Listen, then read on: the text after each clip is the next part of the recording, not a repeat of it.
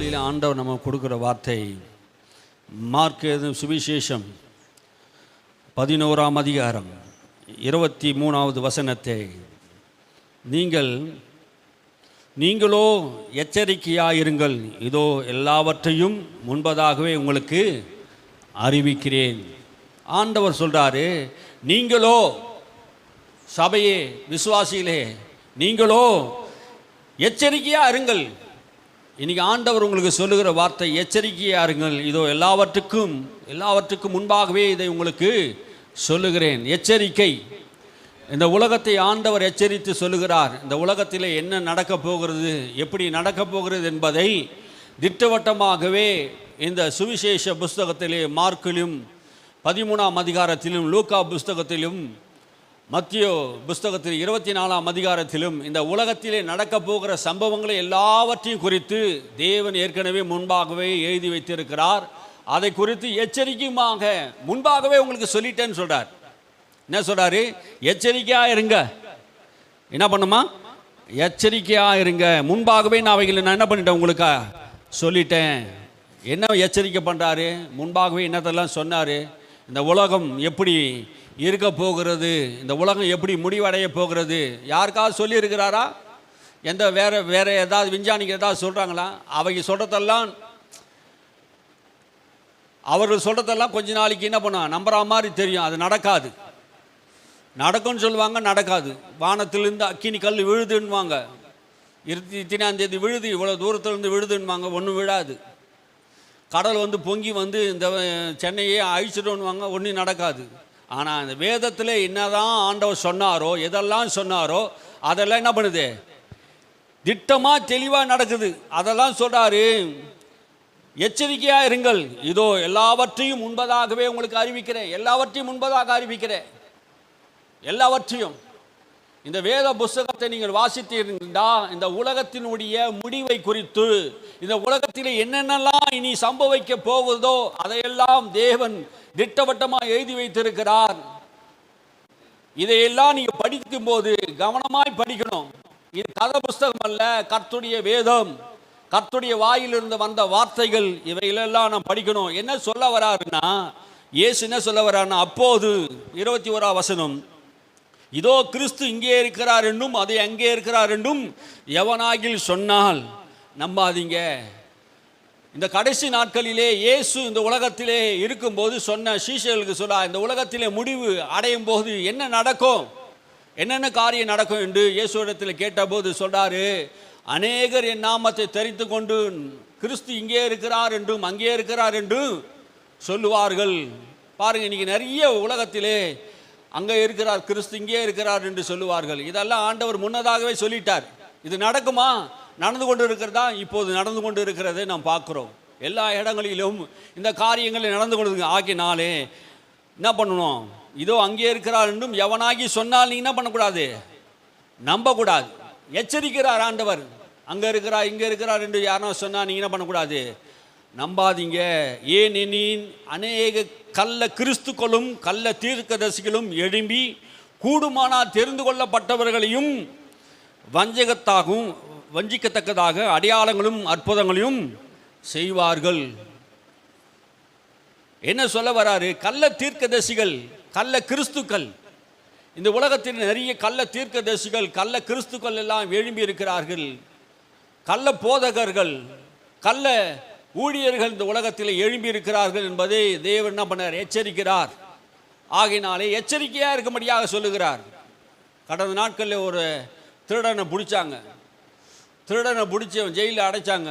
அவர் யாருன்னு கேட்டால் ஒரு பாஸ்டர், திருட்டு பாஸ்டர். அவர் வீடுகளில் போய் ஜெபம் பண்ணிட்டு என்ன பண்ண, திருடுவார். அவர் திருடு பாஸ்டர் இல்லை, ஒரு திருடன் என்ன பண்ணுறான், பாஸ்டர் மாதிரி நடித்து வேத புத்தகத்தை வச்சு எல்லா வீடுகளுக்கும் போய் என்ன பண்ணான், திருட்டு தொழில் நடத்தி இருக்கிறதை பிடிச்சி அடித்தாங்க. அடித்து ஜெயிலில் கேட்குறாங்க, அவர் எப்படி ஒரு பாஸ்டர் எப்படிலாம் ஜெபம் பண்ணுவார் வல்லமையாக, அப்படிலாம் ஜெபம் பண்ணி என்ன பண்ணுறான், நடித்து காட்டுறான். அந்த போலீஸ்காரங்க திருடனை பிடிச்சி என்ன பண்ணுவாங்க, எப்படிடா திருடனை சொல்லு அப்படின்னு கேட்பாங்களே, அது மாதிரி அவர் எப்படிலாம் அவர் நடித்தார்னு கேட்டாங்க. கள்ள கிறிஸ்துக்களும் கள்ள தீர்க்கதரிசிகளும் கூடுமானால் தெரிந்து கொள்ளப்பட்டவர்களும் வஞ்சிக்கப்படுவார்கள். அப்போது இந்த பூமியில் என்ன நடக்குதுடான், கள்ள தீர்க்கதரிசிகள் கள்ள கிறிஸ்துக்கள் எழும்பி கூடுமானால் தெரிந்து கொள்ளப்பட்டவர்கள் அப்படின்னா என்ன அர்த்தம்? நம்ம எல்லாரையும் தான் சொல்லுது. தெரிந்து கொள்ளப்பட்டவர்கள் யாரு? நம்மையும் கூட. நம்ம தெரிந்து கொள்ளப்பட்டவர்களும் வஞ்சிக்கத்தக்கதாக, தெரிந்து கொள்ளப்பட்ட உங்களே கூட அவங்க வஞ்சிப்பாங்க. எப்படி வஞ்சிப்பாங்க? அற்புதங்களும் அடையாளங்களும் செய்வார்கள். அற்புதங்கள் அடையாளங்களை பார்த்துட்டு நீங்கள் என்ன பண்ணுவாங்க? ஊழியக்காரங்கள்லாம் நிறைய பெரிய ஊழியர் செய்கிறவங்கலாம் பார்த்து என்ன போகிறாங்க ஜனங்க? அற்புதம் நடக்குது, அடையாளம் நடக்குதுன்னு சொல்லிட்டு என்ன பண்ணாங்க? போகிறாங்க. ஆனால் ஆண்டவர் எச்சரிக்கிறார், இந்த அற்புதத்தை பார்த்து அடையாளத்தை பார்த்து நீங்கள் என்ன பண்ணக்கூடாது? வஞ்சிக்கப்படாது இருங்கள், ஏமாந்து விடாதீங்க, எச்சரிக்கையா இருக்க. இவைகளெல்லாம் நடக்கும் முன்பே உங்களுக்கு நான் என்ன பண்ணிட்டேன்? சொல்லிட்டேன். அப்படின்னா என்ன அர்த்தம்? ஒரு காரியம் நடக்க போகுது, வஞ்சிக்கப்படக்கூடாது, ஏமாற்றப்படக்கூடாது என்பதை தம்முடைய ஊழியக்காரர்களுக்கு, சீஷர்களுக்கு அதை என்ன பண்ணாரு? வெளிப்படுத்தி இருக்கிறார். கடைசி காலத்திலே வஞ்சகமான போதகனைகள், வஞ்சகமான கள்ள தீர்க்கதரிசிகள் எழும்புவார்கள்.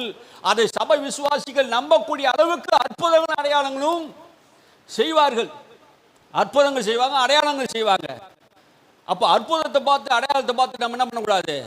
அவங்க பின்னாடி ஓடிடக்கூடாது. அதுக்காக ஆண்டவர் என்ன பண்றாரு? எச்சரிக்கிறார். நடக்க முன்பே உங்களுக்கு சொல்லுகிறேன். இயேசு பரலோகத்தில் இருக்கும்போது சீஷர்கள் பரலோகத்துக்கு போகும்போது அங்கே சொன்னாங்க, என் நாமத்தினாலே, உன் நாமத்தினாலே நாங்கள் என்ன பண்ணோம்? பிசாசுகளை துரத்தினோம், தீர்க்க தரிசனம் உரைத்தோம், அற்புதங்கள் அடையாளங்கள் செய்தோம் என்று என்ன பண்ணுவாங்க? அவங்க சொல்லுவாங்க. அவர் என்ன சொல்லுவாராம்? அக்கிரம செய்யக்காரன் எங்களை விட்டு அகன்று போங்கள்.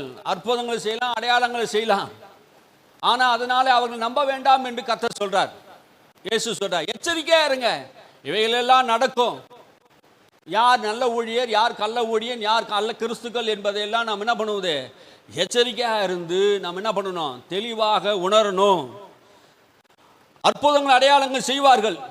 அதை செய்தால் கூட நம்ம என்ன பண்ணக்கூடாது? நம்பக்கூடாது. எப்படி நம்பலாம் ஒரு ஆளை? அது அற்புதம் செய்கிறான், அடையாளம் செய்கிறான், நம்பனா? இயேசுவை உண்மையாக விசுவாசித்து அற்புதம் அடையாளம் செய்கிற ஊழியக்காரன் உண்டு. அப்போ அற்புதம் அடையாளம் செய்து அவன் என்ன பண்ணுவான்னா, காணிக்கை மேலே குறியா இருப்பான். காணிக்கை காணிக்கை காணிக்கை சொல்லுவான், பணம் பணம்னு சொல்லிக்கிட்டே இருப்பான். அவனெல்லாம் கண்டுகொள்ளணும், அந்த இனம் உள்ள மக்களை கண்டுகொள்ளணும். அவன் பேச்செல்லாம் அப்படி தான் இருக்கும். கனியினாலே ஒருவனை அறியலாம் என்று சொல்லுது வேதம் சொல்லுது. கனியினாலே அவனுடைய கெட்ட நடக்கையை எல்லாரும் பார்ப்பாங்க. பாருங்க, கனி இல்லாமல் அற்புதங்கள் அடையாளங்களை செய்தாலும் நம்ம என்ன பண்ணக்கூடாது? நம்பக்கூடாது. கனி வேணும். ஒரு நல்ல மரமா கெட்ட மரமா என்பது எப்படி நம்ம அறிய முடியும்? கனி எல்லா மரத்துலையும் காய்க்குது. அது கசப்பு கனி கொடுத்தா அது யாராவது சாப்பிட முடியுமா?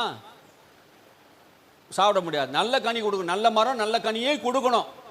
கெட்ட மரம் கெட்ட கனி தான் கொடுக்கும். அப்போ நல்ல மரத்தை கெட்ட கனி என்றும் கெட்ட மரத்தை நல்ல கனி என்றும் நம்ம சொல்லக்கூடாது. யார் நல்லவர்கள், யார் கெட்டவர்கள், யார் கள்ள தீர்க்கதரிசிகள், யார் கள்ள போதகர்கள், யார் கள்ள கிறிஸ்துக்கள் என்பதை நாம் நிதானித்து அறிய வேண்டும். ஆமீன், அல்லேலூயா. எல்லாத்தையும் நம்ம என்ன பண்ணணும்? பார்த்து நிதானித்து அறியணும். 5ஆம் வசனத்தை வாசிங்க. 13ஆம் அதிகாரம் 5-6.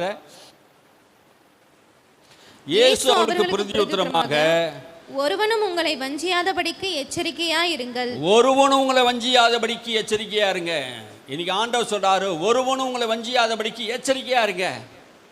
அப்போ ஒருவனும், ஒருத்தர் கூட என்ன பண்ணக்கூடாது? ஏமாற்றப்படக்கூடாது. அப்படி என்பதை நீங்கள் என்ன பண்ணணும்? வஞ்சிக்கப்படக்கூடாது என்பதை நீங்கள் என்ன பண்ணணும்? தெளிவாக இருக்கணும், எச்சரிக்கையாக இருக்கணும். இந்த உலகத்திலே அநேக மக்கள் எச்சரிக்கிறார். என்ன எச்சரிக்கிறார்? ஏனெனில் அநேகர் வந்து என் நாமத்தை கைக்கொண்டு நானே கிறிஸ்து என்று சொல்லி அநேகரை வஞ்சிப்பார்கள். அவருடைய நாமத்தை சொல்லி தான் வருவாங்க. எப்படி வருவாங்க? சபைக்குள்ளே உங்களுக்குள்ளே இருப்பார்கள் என்று சொல்லி இருக்கிறார். சில இடங்களிலே அவருடைய நாமத்தை தரித்து கொண்டு இருப்பார்கள். அவர் எங்கிருந்து வருவாங்க? சபைக்குள்ளே இருந்து எழும்புவார்கள். கள்ள போதனைகள், கள்ள தீர்க்கதரிசிகள், கள்ள கிறிஸ்துக்கள் எங்கிருந்து வருவாங்க? நமக்குள்ளே இருந்து தான் எழும்புவாங்க. என் நாமத்தை தரித்து கொண்டு நானே கிறிஸ்து என்று சொல்லி அநேகரை வஞ்சிப்பார்கள். அநேகரை வஞ்சிக்கிற கூட்டங்கள். நான் தான் கிறிஸ்து. ஒரு காலத்தில் கொஞ்சம் ஒரு 50 வருஷத்துக்கு முன்னாடி பாலாஸ் லாரி என்கிற ஒருத்தர் ஊழியக்காரர் இருந்தார் பாருங்க. அவர் தேவன் வல்லமையாய் பயன்படுத்தினார். ஆண்டவர் அவர் கொண்டு அற்புதங்கள் அடையாளங்களாம் செய்தார்.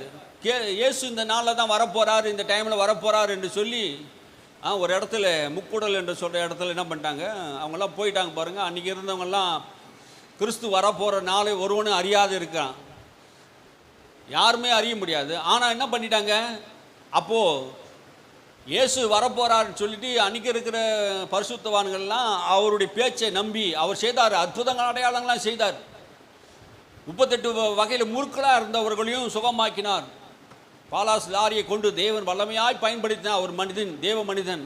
ஆனால் அவர் கடைசி நேரத்தில் அவர் சொன்னார், கிறிஸ்து வரப்போகிறாத நாளை குறித்து சொல்லிட்டார். வேதத்தில் அப்படி சொல்லலை, எப்போ வருவாருன்னு சொல்லலை, அவருக்கே தெரியாதுன்ட்டார். இயேசுக்கே சொல்லிட்டார், தேவ தூதருக்கும் தெரியாது, இயேசுக்கும் தெரியாது, பிதா ஒருவருக்கு மாத்திரம்தான் தெரியும் சொல்லிட்டார் அந்த நாளில். ஆனால் அந்த ஊழியர் அப்படி சொல்லிட்டதுனாலே எல்லாரும் அங்கே போய் நின்ட்டாங்க. போய் நின்ன உடனே இயேசு வருவார் சொன்ன டைம் மாறி போச்சு. அப்புறம் பார்த்தா அவர் என்ன சொல்லிட்டாரு, இயேசு வரலன்னு நம்ம சொன்னது பொய்யாயிட போகுதுன்னு சொல்லிட்டு நானே இயேசுன்னு சொல்லிட்டார். நான் தான் இயேசு அப்படின்ட்டு, எனக்குள்ளே தான் இயேசு, நானே இயேசு, நானே கிருஷ்ணன், நானே பகவான் என்று எல்லாம் என்ன பண்ணிட்டாரு, பித்து பிடிச்சி போய் தன்னை என்ன பண்ணிட்டாரு, கடவுளாக தன்னை என்ன பண்ணிட்டாரு சொல்ல ஆரம்பிச்சிட்டாரு. அநேகர் என் நாமத்தை தரித்து கொண்டு வருவார்கள், நானே கிறிஸ்து என்று சொல்லுவார்கள். கிட்டத்தட்ட 2500 பேருக்கு மேலே இப்படி சொல்லி உலகத்தில் இருக்கிறான்.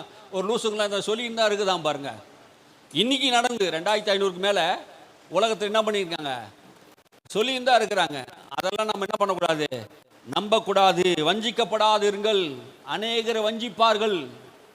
இதெல்லாம் சபை புரிந்து கொள்ளணும். வஞ்சனை உள்ள காலத்திலே நாம் இருக்கிறோம். வஞ்சிக்கப்படாதபடி நாம் இருக்கும்படி வேதம் நமக்கு சொல்லுகிறது. அற்புதங்களையும் அடையாளங்களை செய்வார்கள். அற்புதங்கள் செய்வாங்களா, அடையாளங்கள் செய்வாங்களா, எல்லாம் செய்வாங்க. வெளிப்படுத்தின விசேஷம் 13ஆம் அதிகாரம் 13 வசனத்தை வாசிங்க. வெளிப்படுத்தின விசேஷம் 13:13. அன்றியும் அது மனுஷருக்கு முன்பாக வானத்திலிருந்து பூமியின் மேல் அக்கினியை இறங்க பண்ணத்தக்கதாக பெரிய அற்புதங்களை நடப்பித்து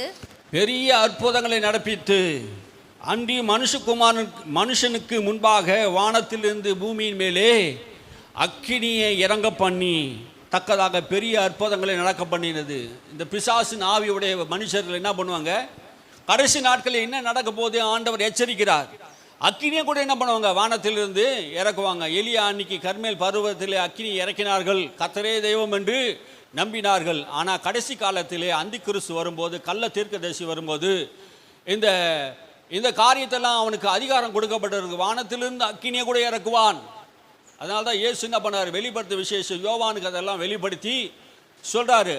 அவனை அக்கினியை இறக்கினாலும் அதை என்ன பண்ணக்கூடாது, நம்பக்கூடாது. மிருகத்துக்கு முன்பாக அந்த அற்புதங்களையும் செய்யும்படி தனக்கு கொடுக்கப்பட்ட சத்துவத்தினாலே பூமியில் உள்ள குடிகளை மோசம் போக்கியது. எதனால மோசம் போக்கினதான், அற்புதங்களை செய்து தனக்கு கொடுக்கப்பட்ட சத்துவத்தினாலே பூமியில் இருக்கிற குடிகளை எல்லாம் மோசம் போக்கின ஒரு பிசாசு. அற்புதத்தினாலும் அடையாளங்களினாலும் மோசம் போக்குவான். இனி வரப்போகிற நாட்களிலே நடக்க போகிற சம்பவத்தை ஆவியானவர் யோவான் சீசன் மூலமாக, அப்போஸ்தலன் யோவான் மூலமாக இந்த காரியத்தை எல்லாம் என்ன பண்ணியிருக்கிறாரு, தெரியப்படுத்தி இருக்கிறார். வஞ்சிக்கப்படக்கூடாது, ஏமாற்றப்படக்கூடாது, மோசம் போகக்கூடாது. அற்புதங்களை அடையாளங்களை செய்வார்கள். சபையை நாம் எச்சரிக்கையாக இருக்கணும். அப்போது எப்படி நம்ம இந்த வாழ்க்கை வாழணும் என்றால் எச்சரிக்கையாக இருக்க வேண்டும் என்று ஆண்டவர் என்ன பண்ணாரு, நமக்கு போதிக்கிறார். கீழ் உள்ள வசனங்களை வாசிப்பாருங்க. மேலும் அம்மிருகத்தின் சொரூபம் பேசத்தக்கதாகவும் மிருகத்தின் சொரூபத்தை வணங்காத யாவரையும் கொலை செய்யத்தக்கதாகவும் மிருகத்தின் சொரூபத்திற்கு ஆவியை கொடுக்கும்படி அதற்கு சத்துவம் கொடுக்கப்பட்டது. மேலும் மிருகத்தின் சொரூபத்தை பேசத்தக்கவும். அப்போ அந்த மிருகம் என்ன செய்தனா, ஒரு சிலை வடிவிலே கொண்டு வரப்படுகிறது.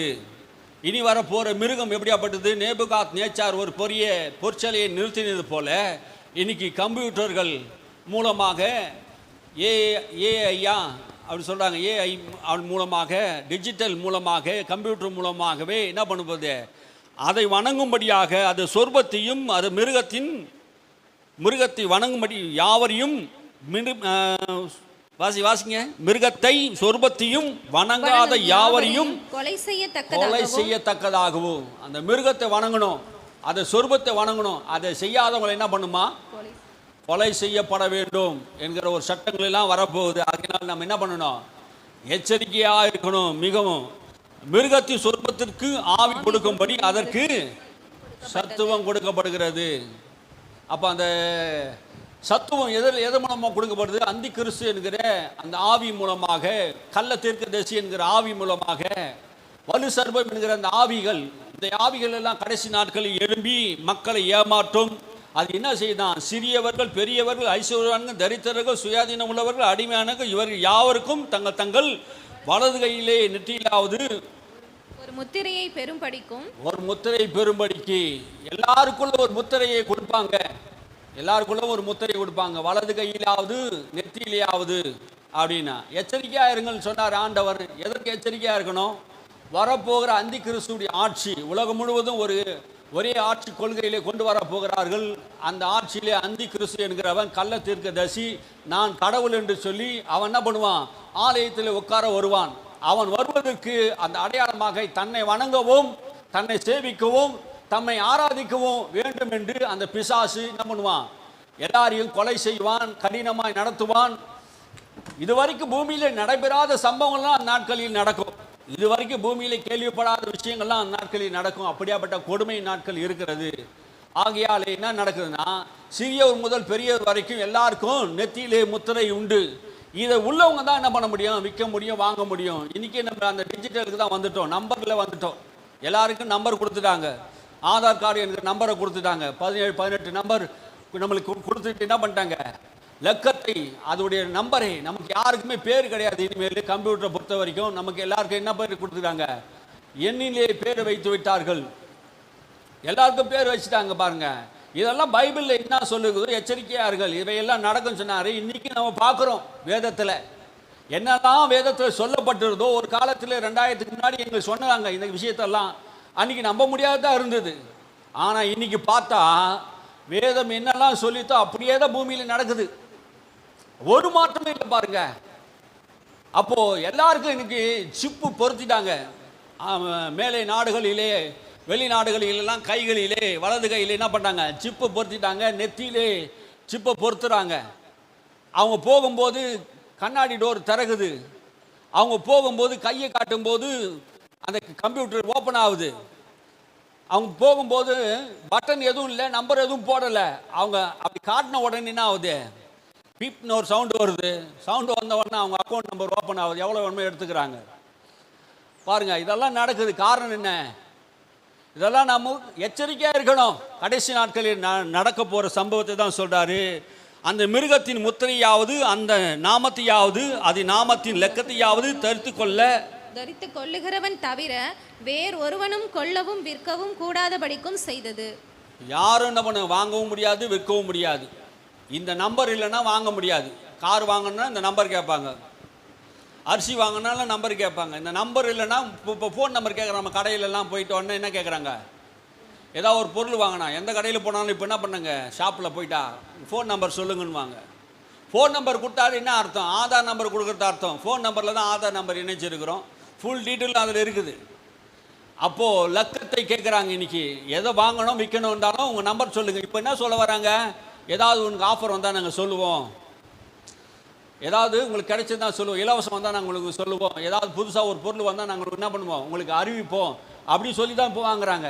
ஆனால் ஒரு காலம் வரப்போது இந்த நம்பர் இல்லாமல் வாங்க முடியாது, விற்க முடியாது. இந்த கண்டிஷன் தான் இந்த உலகம் போயின்னு இருக்குது. அதுக்காக தான் உலகமே இப்போ ஆயத்தமாகுது. அதனால தான் ஒரே நாடு, ஒரே ரேஷன் கார்டு, ஒரே மொழி, ஒரே பணம் இப்படிலாம் கொண்டு வராங்க பாருங்க. இதெல்லாம் யார் நடத்துறதுன்னா அந்தி கிறிஸ்து ஆவி. வாசிங்க. இதிலே ஞானம் விளங்கும். அந்த மிருகத்தின் லக்கத்தை புத்தியுடையவன் கணக்கு பார்க்க கடவன். அது மனுஷனுடைய லக்கமாய் இருக்கிறது. அதனுடைய லக்கம் 666. இந்த காரியத்தை குறித்து இது ஞானம் விளங்குன்னு சொல்றாரு. இதில் எல்லாத்தையும் படிக்கும்போது, இந்த புஸ்தகத்தை படிக்கும்போது உனக்கு ஞானம் விளங்கணும். இன்னைக்கு ஞானம் இல்லாமல் நிறைய பேர் சிக்கிக்கொள்கிறாங்க. இந்த ஞானத்தை நீங்கள் படிக்கணும். அந்த மிருகத்தின் லக்கத்தையாவது அதோடைய கணக்கை பார்க்க கடவான். எல்லாரும் என்ன பண்ணணும்? அந்த மிருகத்தை என்ன செய்ய போகுது என்பதை அந்த கணக்கில் நம்ம பார்க்கணும். கூட்டி கழிச்சு பாருங்க. அந்த மிருகம் எப்படியாப்பட்ட மிருகம்? கம்ப்யூட்டர் www.com அப்படின்னு வருது பாருங்க. 666. இதை இன்னைக்கு சொன்னால் நிறைய பேர் நம்ப மாட்டான். எங்களுக்கு சொன்னது எப்போ சொன்னாங்க? 2000க்கு முன்னாடியே சொன்னாங்க. 666 www என்றாலே 6 666. அதோடைய இலக்கத்தை நம்ம கணக்கு போட்டு பார்க்கணும். அது கம்ப்யூட்டர் மூலமாக உலகம் முழுவதையும் இந்த கம்ப்யூட்டர் ஏஐ மூலமாகவே சிஸ்டத்தை கொண்டு வந்து ஆளுகை செய்ய போகிறாங்க என்பதெல்லாம் நம்ம என்ன பண்ணுறோம், எச்சரிக்கையாக இருக்கணும். அதனால நம்ம எல்லாரும் என்ன பண்ணணும், எச்சரிக்கையாக இருக்கணும். 19:20 19:20 வாசிங்க. அப்போ வெளிப்படுத்தும் 19:20. அப்போது மிருகம் பிடிக்கப்பட்டது, மிருகத்தின் முன்பாகவும் செய்த அற்புதங்களால் அதன் முத்திரையை தரித்தவர்களையும் அதன் சொரூபத்தை வணங்கினவர்களையும் மோசம் போக்கின கள்ள தீர்க்கதரிசியும் கூட பிடிக்கப்பட்டான். இருவரும் கந்தகம் எரிகிற அக்கினி கடலிலே உயிரோடே தள்ளப்பட்டார்கள். கடைசியிலே ஒரு யுத்தம் நடக்கும். அப்போது இந்த மிருகம் பிடிக்கப்படும், கள்ள தீர்க்கதரிசி பிடிக்கப்படுவார்கள், அது சொர்பத்தையும் அது இலக்கத்தையும் வணங்கினவர்கள் பிடிக்கப்படுவார்கள். அவங்க எங்கே தள்ளப்படுவாங்க, நரகத்திலே தள்ளப்படுவார்கள். நரகத்திலே தள்ளப்படுவார்கள். யாருக்காக இந்த நரகம் வைத்திருந்தார் ஆண்டவர்? கள்ள தீர்க்கதரிசி, கள்ள ஆவிகள், கள்ள போதகர்கள், அந்தி கிறிஸ்து, வலு சர்பத்தின் ஆவி, இப்படியாப்பட்ட பொல்லாத ஆவிகளுக்கு ஆண்டவர் அந்த நரகத்தை வைத்திருந்தார். அதை வணங்கினவனுக்கும் அந்த நரகம் இருக்குது பாருங்க, அதை சேவித்தவனுக்கும் அந்த நரகம், அதில் தள்ளப்படுவார்கள். இதுதான் ஆண்டவர் சொல்றார், எச்சரிக்கையாக இருங்கள். ஆண்டவர் எச்சரிக்கை கொடுக்கும்போது நம்ம எச்சரிக்கையாக இருக்கணும். வேதத்தை நம்ம எப்படி பண்ணோம், கருத்தாக வாசிக்கணும். 1 பேதுரு 2 1 வாசி. 1 பேதுரு 2. இந்த கடைசி நாட்களிலே என்ன நடக்க போகுது என்பதை 1 பேதுரு 2 அதிகாரம் முதல் வசனத்திலிருந்து வாசிப்போம். இப்படி இருக்க கர்த்தர் தயவு உள்ளவர் என்பதை நீங்கள் 2 பேதுரு 2 அதிகாரம் 1 வசனம். கள்ள தீர்க்கதரிசிகளும் ஜனங்களுக்குள்ளே இருந்தார்கள், அப்படியே உங்களுக்குள்ளும் கள்ள போதகர்கள் இருப்பார்கள். அவர்கள் கேட்டுக்கேதுவான வேத புரட்டுகளை தந்திரமாய் நுழைய பண்ணி தங்களை கிரயத்துக்கு கொண்ட ஆண்டவரை மறுதலித்து தங்களுக்கு தீவிரமான அழிவை வருவித்துக் கொள்ளுவார்கள். கள்ள தீர்க்கதரிசிகளும். அப்போஸ்தலனாகிய பேதுரு இந்த கடைசி நாட்களிலே இயேசு கிறிஸ்து வருகைக்கு முன்பாகவே நடக்க போகிற, சபைக்கு முன்பாக நடக்க போகிற எல்லா காரியத்தையும் குறித்து ஆவியானவர் மூலமாக திட்டம் தெளிவுமாக சபையை எச்சரித்து சொல்கிறது. கள்ள தீர்க்கதரிசிகளும் ஜனங்களுக்குள் இருந்தார்கள். அன்னைக்கே கள்ள தீர்க்கதரிசிகள் இருந்தாங்கன்னா இன்னைக்கு எவ்வளோ கள்ள தீர்க்கதரிசிகள் இருக்கிறாங்க? அப்படியே உங்களுக்குள்ளும் கள்ள போதகர்களும் இருக்கார்கள். கள்ள போதகர்களும் இருக்கிறாங்க, கள்ள தீர்க்கதரிசி இருக்கிறான், கள்ள போதகனும் இருக்கிறான். இவங்களுக்கு நாம் என்ன பண்ணணுமா, எச்சரிக்கையாக இருக்க வேண்டும். இவர்கள் கேட்டுக்கேதுவான வேத புரட்டுகளை தந்திரமாய் நுழைய பண்ணுகிறார்கள். கேட்டுக்கேதுவான வேத புரட்டல்கள். இன்னைக்கு வேத புரட்டல்கள் நிறைய சத்தியங்களை என்ன பண்ணுறாங்க, மாற்றி தப்பாக ஜனங்களுக்கு சொல்லி கொடுக்குறார்கள்.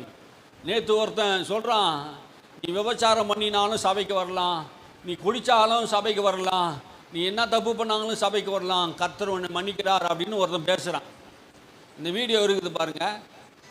இந்த மாதிரி பைத்தியங்கள், பிசாசு ஆவி பிடித்தவங்க, இப்படியாப்பட்ட வேத புரட்டு பாவம் செய்கிறவங்களை தேவன் தண்டிக்கிறார். மனம் திரும்பும்படியாக ஆண்டவர் சொல்றாரு. வேத புரட்டுகள். இந்த வேதம் கர்த்தருடைய வேதம். சிலர் சொல்லுகிறார்கள் இது யார் எழுதுனதான், மனுஷனுடைய வார்த்தைகள் சொல்றான். மனுஷனுடைய வார்த்தைகளாம். இது ஒரு மனுஷன் எழுதின வார்த்தை. கடவுளா வந்து எழுதினாரு. முன்னாடி அவன் ஊழியம் செய்திருந்தான், இப்போ அவன் என்ன செய்யறான்னு தெரியல. அவன் பேசுகிற வார்த்தைகள் நம்ம கேட்கும் போது மனம் வலிக்குது. கள்ள போதகர்கள், வேத புரட்டல்கள். இந்த வேதம்லாம் மனுஷனால் உருவாக்கப்பட்டது அப்படின்னு அவன் சொல்றான். அதை 2-3 விசுவாசிகள் சொல்லி அவன் என்ன பண்ணான், வேத புரட்டல் உண்டாக்குறான். வேதத்தை நம்பக்கூடாதபடிக்கு பிசாசு ஆவி பிடிச்சவன். வேத புரட்டு. சத்தியத்தை சொல்வதற்கு பதிலாக அவன் சத்தியத்தையும் படிக்க மாட்டான். படிக்கிறவனு என்ன பண்ணுவான், இதை கதை புஸ்தகம், வரலாறு புஸ்தகம், இது சரித்திர புத்தகம். சரித்திரம் தான், கதை தான். ஆனா இது ஆவியானவரால் எழுதப்பட்டது. ஆமீன், அல்லேலூயா. 1600 வருடமாக இந்த புஸ்தகம் எழுதப்பட்டது. இது ஆவியானவரால் முத்திரைப்படப்பட்டது. சங்கீதக்காரன் சொல்லுகிறார், இது கர்த்தருடைய வேதம் சொல்லுகிறார். இது பரிசுத்த வேதம் என்று சொல்லுகிறார். இது மனுஷனுடைய சுய தோற்றத்தினால் உருவாக்கப்பட்டதல்ல, தேவ ஆவியினாலே உருவாக்கப்பட்ட தேவனுடைய வார்த்தைகள். அல்லேலூயா. இந்த வார்த்தைகளை நாம் கனம் பண்ணணும். இந்த வார்த்தை இரவு பகலும் தியானித்துக் கொண்டு இரு, நான் உன் கூட இருப்பேன் என்று யோசுவா கிட்ட கர்த்தர் சொன்னாரே. இந்த வார்த்தை என்னுடைய வார்த்தை, இதுமே கவனம் வை, இதை இன்னைக்கு தியானித்து கொண்டு இருன்னு சொன்னா. ஆனா இன்னைக்கு கள்ள போதகன் இன்னைக்கு பூமியில் சுற்றி திரிஞ்சுக்கிறான். சோம்பேறி மாரி சுற்றிக்கின்னு எவனை ஏமாற்றலாமோ, எவனை வஞ்சிக்கலாமோ, கடைக்கடையாக உட்காந்து தேவையில்லாத வார்த்தைகளை பேசி வேத புரட்டலை உண்டு பண்ணி அவனுடைய விருதத்தில் இருக்க விசுவாசத்தை குறைத்து போடுகிறான். ஜபம் பண்ண வேண்டாம் அப்படின்னு சொல்கிறான். வாக்கு தத்தங்களை விசுவாசிக்க வேண்டாம்னு சொல்கிறான். அந்நிய பாஷை பேச வேண்டாம்னு சொல்கிறான். கள்ள போதகன்கள். இதெல்லாம் அப்படியாப்பட்ட செய்கிறவன் யார்? அவன் வேத புரட்டு சத்தியத்தை என்ன பண்ணான்? புரட்டி புரட்டி பேசிக்கின்னு இருக்கிறான் இன்னைக்கு. அப்போ என்ன நடக்குது? அது இதுக்கெல்லாம் எச்சரிக்கையாக இருக்கணும். ஆண்டவர் சொல்றா, இதெல்லாம் நடக்கும் என்பதை முன்பதாகவே உங்களுக்கு சொல்லியிருக்கிறார். சொன்னாரா இல்லையா? சொல்லிட்டார்ல. சொன்னதை தான் இன்னைக்கு ஆண்டவர் சொல்றாரு. இதெல்லாம் நடக்கும் முன்பாகவே உங்களுக்கு எச்சரிக்கையாக சொல்கிறேன். சபைக்கு வரப்போகிற துன்பங்கள், சபைக்கு வர பாடுகள், சபையிலே வரப்போகிற மோசங்கள், அற்புதங்கள், அடையாளங்கள், அந்தி கிறிஸ்து ஆவிகள், கள்ள தீர்க்கதரிசி ஆவிகள், வேத புரட்டுக்காரர்கள், பொய்க்காரர்கள் எல்லாம் என்ன பண்ணுவாங்க? இன்னைக்கு தோன்றிட்டாங்க. என்ன செய்கிறாங்களா? அவங்க கேட்டுக்கேதுவான வேத புரட்டுகளை தந்திரமாக நுழைய பண்ணி, கேட்டுக்கேதுவான வேத புரட்டுகளை அவங்களுடைய தப்பு தப்பான வழிகளை என்ன பண்ணுறாங்க? சொல்லி கொடுக்குறாங்க. தங்கள் கிரயத்து கொண்ட ஆண்டவரை மறுதலித்து என்ன செய்கிறாங்க? ஆண்டவரை மறுதலிக்கிறாங்க. ஆண்டவர் எனக்கு என்ன செய்தார், எனக்கு என்ன பண்ணார் அப்படின்ட்டு என்ன பண்ணாங்க? மறுதலிக்கிற கூட்டத்தை என்ன பண்ணுறாங்க? உருவாக்குறார்கள், மறுதலிக்கிறார்கள். தங்கள் தீவினையும் அழிவையும் வருவித்துக் கொள்கிறார். தீவினையும் அழிவையும் வருவித்துக் கொள்கிறார்கள். தீவினை அழிவினா நேது இந்த நரகம் புத்துக்கு போவதற்கான வழியையும் அதற்கான பாதையும் என்ன பண்ணுறாங்க? விசுவாசிகளுக்குள்ளே உண்டாக்குறாங்க. என்ன பண்ணுறாங்க? இவங்க இந்த கள்ள போதகம் இவனும் போக மாட்டான், பரலோகத்துக்கு போகிறவனையும் விட மாட்டான். சத்தியத்தை புரட்டி புரட்டி என்ன பண்ணுவான்? பேசிக்கிடுவான். குருடனுக்கு வழிகாட்ட முடியாது. பாருங்க, ரெண்டு பேருமே குருடனுங்க. ரெண்டு பேரும் சேர்ந்து எரி நரகத்தில் தள்ளப்படுவார்கள். எச்சரிக்கையாக இருங்கள் என்று கர்த்தர் சொல்கிறாரு. அது மாத்திரம் சொல்ல, அவர்கள் கெட்ட நடக்கைகளை அநேகர் பின்பற்றுவார்கள். அநேகர் என்ன பண்ணுவாங்க? பின்பற்றுவார்கள். இந்த கோயம்புத்தூரில் ஒருத்தர் இருந்தான், கெட்ட நடவடிக்கைகள் நடக்கிறான். இன்னைக்கு மதுரையில் சில பேர் இருக்கிறான், கெட்ட நடவடிக்கையில் இந்த மாதிரி தப்பான வாழ்க்கை வாழ்ந்து கொண்டு ஒரு மனைவியோடு தான் இருக்கணும் வேதம் சொல்லுது. ஆனால் இன்னொரு மனைவியோடு கூட வாழ்ந்து கொண்டு கெட்ட நடவடிக்கை அவன் பின்பற்றுகிறான். அவனை நிறைய பேர் என்ன பண்ணுறாங்க? பின்பற்றுகிறார்கள். கெட்ட நடக்கையை பின்பற்றுகிறார்கள். எப்படி வேணா வாழலாம் என்று சொல்கிறான் பாரு. அவன் டான்ஸ் ஆடுறான், கூத்தாடுறான், பாட்டு பாடுறான், எல்லாத்தையும் செய்கிறான். அவனையும் என்ன பண்ணுது? ஒரு கூட்டம் பின்பற்றுக்குது. நீங்கள் அப்படி செய்யக்கூடாது. ஆமீன். கடைசி காலத்திலே அவருடைய கெட்ட நடக்கையை அநேகர் பின்பற்றுகிறார்கள். அவர்கள் நிமித்தம் சத்திய மார்க்கம் தூசிக்கப்படுகிறது. சத்திய மார்க்கம் தூசிக்கப்படுது. கள்ள போதகன் பொய்யா சொல்லி நிற்கிறான். கண்ணை மூடினாலே அவனுக்கு தீர்க்க தரிசனம் வருது. இருட்டாக இருக்குதுன்றான், கருப்பாக இருக்குதுன்றான், வீட்டில் ஏதோ தகுடு இருக்குதுன்றான், மந்திரம் இருக்குதுன்றான். கர்த்தர் வேற எதுவும் வெளிப்படுத்த மாட்டாரு. அவனுக்கு உள்ளதை சொல்ல மாட்டான். இவன் மனதில் நியமித்ததெல்லாம், மனதில் யோசித்ததெல்லாம் என்ன பண்ணுறான்? புரட்டி புரட்டி பேசிக்கிட்டுக்கிறான். கண்ணை மூடினாலே பொய்யா சொல்லி நிற்கிறான். சொல்கிறான், பொய்யா சொல்லி நிற்கிறான்ப்பா. இவனுக்கு ஒரு சீட்டு போடுறங்கப்பா அப்படின்ன மாதிரியே. அவன் பிறக்கும் போதுலேருந்து இப்படியே பொய் சொல்லிக்கினே என்ன பண்ணுறான்? தீர்க்க தரிசனத்தை சொல்கிறேன்னு சொல்லிட்டு கடவுள் சொல்லாததை சொன்னதாக நாம் சொல்லக்கூடாது. கள்ள தீர்க்க தரிசிகளில் கெட்ட நடக்கை சத்திய மார்க்கம் அவர்கள் மேல் தூஷிக்கப்படுகிறது. இப்போ ஒருத்தன் இருக்கிறான், சிகரெட்டு பிடிச்சின்னு இருந்தாங்க. ஒருத்தன் எல்லாம் ஊழியக்காரன் குற்றம் சுமத்தின்னு இருந்தான், சார்லஸ்ன்றவன். அவன் எங்கேயோ சிகரெட்டு பிடிச்சிருந்தான், அவனை பிடிச்சிட்டு போட்டாங்க போட்டாவே. இப்போ அவன் எங்கே போனான்னு தெரியல. அவன் எல்லாரையும் குறை சொல்லின்னு இருந்தான். அவனுடைய கெட்ட நடக்கைகளை இப்படி பாருங்கள், தன்னை நல்லவனாகவும் மற்றவர்களை கெட்டவர்களாகவும் என்ன பண்ணுறாங்க? எடுத்து சித்தரித்து காட்டுகிறதை நாம் பார்க்குறோம். கெட்ட நடவடிக்கைகளை பின்பற்ற சத்திய மார்க்கம் அவர்களால் தூசிக்கப்படுகிறது. கெட்ட மனிதர்களாக நம்மை அழைத்தது பரிசுத்தத்துக்கு அழைத்தா. பரிசுத்த வாழ்க்கை நம்ம வாழணும். பரிசுத்தமாக என்ன பண்ணணும்? வாழணும். சத்திய மார்க்கம் தூசிக்கப்படக்கூடாது. உங்கள் நிமித்தம் சத்திய மார்க்கம் தூசிக்கப்படக்கூடாது. பொருளாசை உடையவர்களாகும் தந்திரமான வார்த்தையினாலே உங்களை தங்களுக்கு ஆதாயமாக வசப்படுத்திக் கொள்வார்கள். பொருளாசை எச்சரிக்கையாக இருக்குன்னு சொல்லிட்டாரு. இதான் சொன்னார். நடக்க முன்பே நான் சொல்கிறேன், பொருளாசை உடையவர்களாக. இன்றைக்கி என்ன பண்ணுவாங்க? பொருளாசை. இன்றைக்கி எதாவது எப்படி பேசினாலும் என்ன பண்ணுவாங்க? பொருளை குறித்தே பேசுவாங்க, பொருளாசை குறித்தே பேசுகிறாங்க. ஒரு பாயிண்ட்டு சொல்லிட்டான், இந்த பாயிண்ட்டுக்கு நீ ₹1,00,000 கொடுக்கணுன்னுவான். அது கரம் கட்டணும். அங்கே இருக்கிறதெல்லாம் விசுவாசியும் தானா இல்லை ஏதோ எதுங்க இந்த வியாபாரமாக்குறான் பாரு, சத்தியத்தை என்ன பண்ண வியாபாரமாக்குறான். ஒரு வசனத்தை இந்த வசனம் சொன்ன இந்த வெளிப்பாடு கொடுத்ததுனாலே நீங்கள் 10 லட்சம் போடணும் அப்படின்றான். பொருளாசை உடையவர்களாக தங்களை வசப்படுத்திக் கொள்வார்கள். சத்தியத்தை விற்கிறான். நான் சொல்லிட்டேன்ல, அதுக்காக நீ என்ன பண்ணு, எனக்கு பணத்தை கொடு, ஜிபே நம்பர் போடுறான். அதில் நீங்கள் விதைக்கிறவங்க விதைங்க. என்ன விதைக்கிறது? அடுத்த விசுவாசிக்கல. அவர் ஒன்று சொல்லிட்டாருன்னா பாட்டு மியூசிக் அடிக்கணும், அடிச்சிட்டா கொடுத்துடணும். பொருளாசை உடையவர்களாக என்ன பண்ணுவாங்க, தங்களை காட்டிக்கொள்ளுகிறார்கள். பொருளாசை அவர் பேச்சிலே தெரியும் பாருங்க. அவன் வாரம் வாரம் அந்த பொருளை பற்றி தான் பேசின்னு இருப்பான். அவன் பரிசுத்தமோ ஜப ஜீவியமோ வேத வாசிப்போ கர்த்தருக்கு பயப்படுகிற பயமோ ஜெபிக்கணும் என்கிற எண்ணமோ அவன் சொல்லிக் கொடுக்க மாட்டான். ஆத்தும ஆதாயத்தை பற்றி பேசவே மாட்டான். ஆத்மா ஆதாயத்தை பற்றி பேச மாட்டான். நீ நல்லா இருந்தாலே ஆத்மா வந்துடும் சொல்லுவான். சுவிசேஷத்தை நீ சொல்லவே தேவையில்ல, நீ நல்லா இருந்தாலே என்ன பண்ணுவாங்க, வந்துடுவாங்க அப்படின்னு சொல்லுவான். பொருளாசை உடையவர்களாக தந்திரமாக வார்த்தைகளை பேசி ஜனங்களை ஏமாற்றுகிறவர்கள். எங்களுக்கு கொடுத்தா நீங்கள் ஆசீர்வாதமாக இருப்பீங்க, ஏன் மற்றவங்களுக்கு கொடுத்தா ஆசீர்வாதமாக இருக்க மாட்டாங்களா? தந்திரமான பேச்சுகள். இங்கே பாருங்க, பொருளாசை உடையவர்களாக தந்திரமானவர்கள் வார்த்தைகளை தங்களுக்குள்ளே ஆதாயமாக வசப்படுத்திக் கொள்வார்கள். தந்திரமான வார்த்தைகளை சொல்லி என்ன பண்ணுவாங்க, வசப்படுத்திக் கொள்வார்கள். வேற சபைக்கு போகிற மக்களை எல்லாம் என்ன பண்ணுவாங்க, தங்க பக்கமாக இழுத்து வசப்படுத்தி என்ன பண்ணுவாங்க, தங்களுக்கு ஆதாயம் வர வைப்பதற்காகவே பேசுகிறார்கள். அப்புறம் பூர்வ காலம் முதல் அவர்களுக்கு விதிக்கப்பட்ட ஆக்கினை அயர்ந்திராது, அவர்களுடைய அழிவு உறங்காது. பூர்வ நாட்கள் முதல் என்னன்னா, ஏற்கனவே இப்படியாப்பட்ட செய்கிறவர்களுக்கு பூர்வ நாட்கள் முதல் அவர் என்ன பண்ணுவாராம், விதிக்கப்பட்ட ஆக்கினி அயர்ந்திராது. ஏற்கனவே ஆண்டவர் அப்படியாப்பட்ட செய்கிறவர்களுக்கு தண்டனை என்கிற ஒரு காரியத்தை என்ன பண்ணியிருக்கிறாரு, வைத்திருக்கிறார். பூர்வ நாட்கள் முன்னே வைத்திருக்கிறார். பொருளாசை உடையவர்களாகவும் சத்தியத்தை புரட்டுகிறவர்கள், வேத புரட்டு உள்ளவர்கள், பண ஆசை உள்ளவர்கள், பொருளாசை உள்ளவர்களை நாம் பின்பற்றக்கூடாது.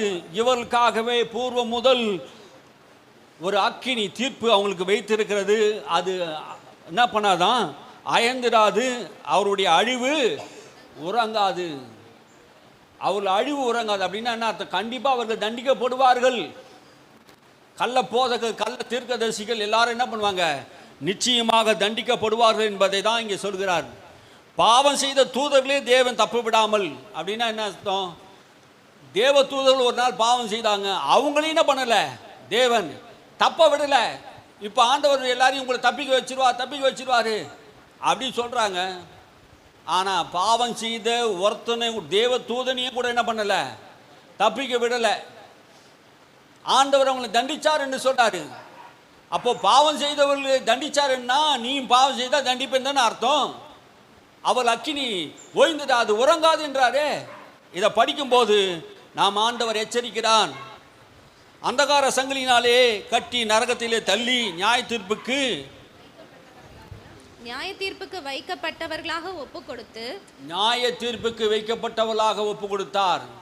இப்போ அந்த தேவ தூதர்கள் கட்டப்பட்டவர்களாகவும் நியாய தீர்ப்புக்கு காத்திருக்கிறார்கள். தள்ளப்பட்ட லூசிபர் கூட்டங்கள், தேவனுக்கு விரோதமாக பாவம் செய்த கூட்டங்கள், தேவனுக்கு விரோதமாக எழும்பின கூட்டங்கள் அந்த நியாய தீர்ப்பு நாளுக்காக கட்டப்பட்டு வைக்கப்பட்டு இருக்கிறார்கள் அப்படின்னு சொல்ல வராரு. பூர்வ உலகத்தை தப்ப விடாமல் நீதியை பிரசங்கித்தவனாகிய நோவா முதலான 8 பேரை காப்பாற்றி அவபக்தி உள்ளவர்கள் நிறைந்த உலகத்தின் மேல் ஜல பிரளயத்தை வரப்பண்ணி, அவபக்தியாய் நடந்தவர்கள் மேலே ஆண்டவர் ஜலப்பிரயாத்தை வரப்பண்ணினார். பேதுரு சொல்லுகிறார், கடைசி நாட்களிலே அவபக்தியாய் நடக்கிறவர்களே தேவன் தண்டிப்பா. ஏன் என்றால் நோவா காலத்திலே அவபக்தியாய் நடந்தவர்களை தேவன் தண்டித்தார், ஜலத்தினாலே அவர்களை அழித்து போட்டார். தவறான வாழ்க்கை வாழ்ந்தவர்களை அவர்கள் என்ன பண்ணாராம், பூர்வ நாட்கள் முதல் அவர்களுக்கு தண்டனைகள் வைக்கப்பட்டு இருக்கிறதை உலகத்தின் மேல் ஜலப்பிரயம் வரப்பண்ணி சோதோம் குமாரா என்னும் பட்டணங்களிலே சாம்பலாக்கி கவிழ்த்து போட்டு ஆக்கினிக்குள்ளாக தீர்த்து பிற்காலங்களிலே அவபக்தியாக நடப்பவர்களுக்கு அவைகளை திருஷ்டாந்திரமாக வைத்தார். அவபக்தியாக நடக்கிறவர்களுக்கு சோதோம் குமாரா பட்டணத்து மக்கள் எப்படி பாவம் செய்து அக்கிரமம் செய்தார்களோ அப்போது தேவன் கோபம் வானத்தில் இருந்து இறங்கி அந்த சோதோம் குமாரா பட்டணத்தை சாம்பலாக்கி தீர்க்கிரையாக்கி பட்டது. ஆமென், அல்லேலூயா. அப்போ தேவ தூதர்களையும் விடல, மனுஷர்களையும் விடல. அப்போ 3 இடத்துலையும் சொன்னார், தேவ தூதர்களையும் தப்ப விடல, ஜலப்பிரயத்திலையும் தப்ப விடல, சோதோம் குமார பட்டணத்தையும் தப்ப விடல. அப்படின்னா என்ன அர்த்தம்? தப்பு செய்தவர்களை கர்த்தர் என்ன பண்ணல? தண்டிக்காமல் விடல. ஆகையினால் எச்சரிக்கையா இருங்கன்றார். அல்லேலூயா, அல்லேலூயா. இந்த செய்தி கேட்கும்போது கொஞ்சம் பயம்தான் இருக்கும். ஆமே. பரிசுத்த ஆவியானவர் நீதியை குறித்து, நியாய தீர்ப்பு குறித்து கண்டித்து உணர்த்தி பேசுவார். சபையில் கண்டித்து உணர்த்தி பேசுவார். இந்த செய்தி கேட்கறவங்களுக்கும் பயம் இருக்கும். நீதி உண்டாக வேண்டும், பரிசுத்தம் உண்டாக வேண்டும். ஆனால் ஆண்டவர் என்ன செய்கிறாரு? கண்டித்து உணர்த்தி பேசுகிறார். சோதோம் குமாரா என்னும் பட்டணத்தை சாம்பலாக்கி கவிழ்த்து போட்டு ஆக்கிற்குள்ளாக தீர்த்தார். பிற்காலத்திலே அவபக்தியா நடப்பவர்களுக்கும் இப்படிப்பட்ட சம்பவங்கள் நடக்கும் என்பதை தேவன் எச்சரித்து காட்டுகிறார் என்று பரிசுத்த பேதுரு சொல்லுகிறதை இந்த வசனத்தின் மூலமாக வாசிக்கிறோம். அல்லேலூயா. அக்கிரமக்காரருக்குள் வாசமாய் இருக்கையில் அவர்களுடைய காமவிகார நடக்கையால் வருத்தப்பட்டு நாள்தோறும் அவர்களுடைய அக்கிரம கிரியைகளை கண்டு கேட்டு நீதியுள்ள தன்னுடைய இருதயத்தில் வாதிக்கப்பட்ட நீதிமானாகிய லோத்தை அவர் ரட்சித்திருக்க, பாருங்க, அந்த அக்கிரமக்காரர் மத்தியிலே வாழ்ந்து கொண்டிருந்த லோத்து ஒரு பரிசுத்தவான், நீதிமான் என்று இந்த பேதுரு சொல்றார். உலகம் முழுவதும் பாவம் செய்து கொண்டு அக்கிரமம் செய்து கொண்டது. அங்கே ஒரு நீதிமான் இருக்கிறான், லோத்து என்கிறவன். அந்த பாவத்தை கண்டு மனது வருத்தப்படுகிறான், கஷ்டப்படுகிறான். அங்கே இருந்து ஆண்டவர் அந்த நீதிமானை காப்பாற்றுகிறார். இந்த உலகத்தில் தான் நாம் இருக்கிறோம். எல்லாரும் பாவம் செய்கிறான், அக்கிரமம் செய்கிறான்னு சொல்லி நாமும் செய்யக்கூடாது. ஆமே. நம்மை தேவன் எதற்காக அழைத்திருக்கிறார்? பரிசுத்தத்துக்கு அழைத்திருக்கிறார்.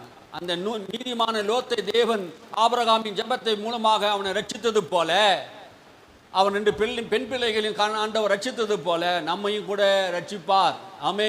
தீமையிலிருந்து ரட்சிக்கிறவராக இருக்கிறார் கர்த்தர். தேவபக்தி உள்ளவர்களை சோதனையினின்று ரட்சிக்கவும், தேவபக்தி உள்ளவர்களை சோதனையிலிருந்து ரட்சிக்க வல்லவராக இருக்கிறார். நாம் தேவபக்தியா இருக்கிறோம். இந்த உலகத்திலே நடக்கிற எல்லா தீமைகளை பார்த்து பொறுத்து கொண்டு நாம் மனவேதனைப்படுகிறோம். எல்லாம் இந்த உலகம் சீர்கட்டு போய் இருக்கிறதே, நம்ம சுற்றி அக்கிரமம் இருக்கிறதே, அநியாயம் இருக்கிறதே, எங்க பார்த்தாலும் பாவம் நிறைந்து இருக்கிறதே என்று நம் மனதில் வேதனைப்படுகிறோம்.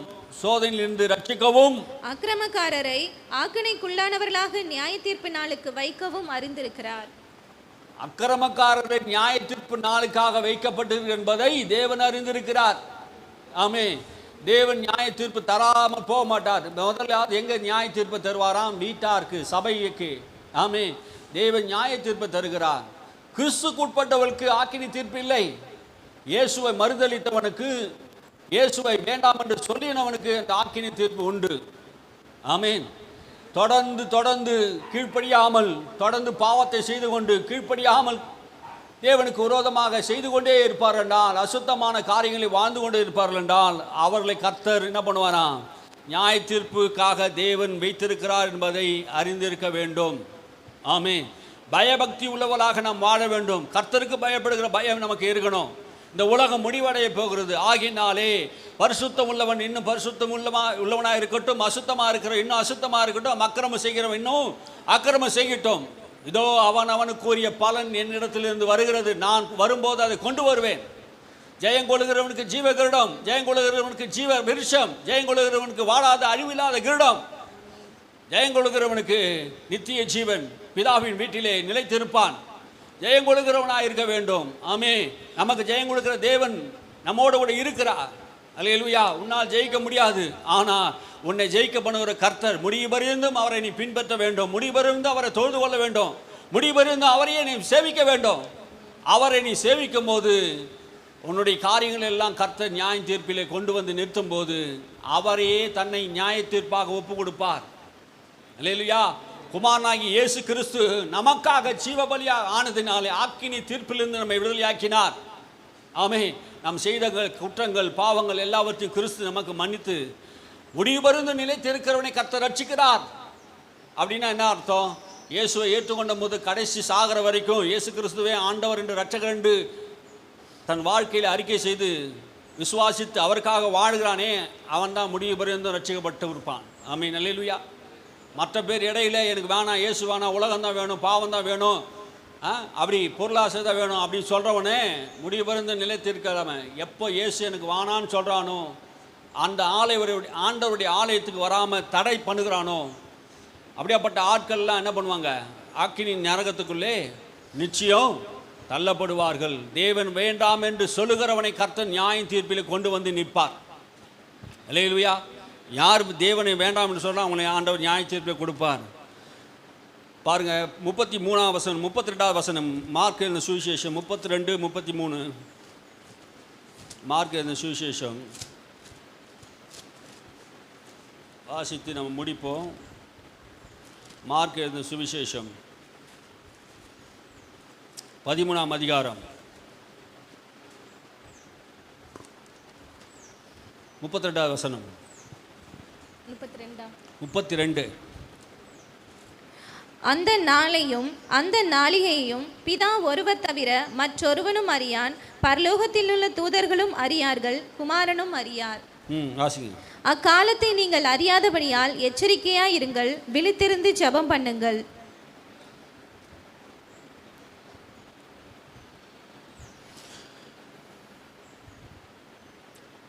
மார்க் தானே?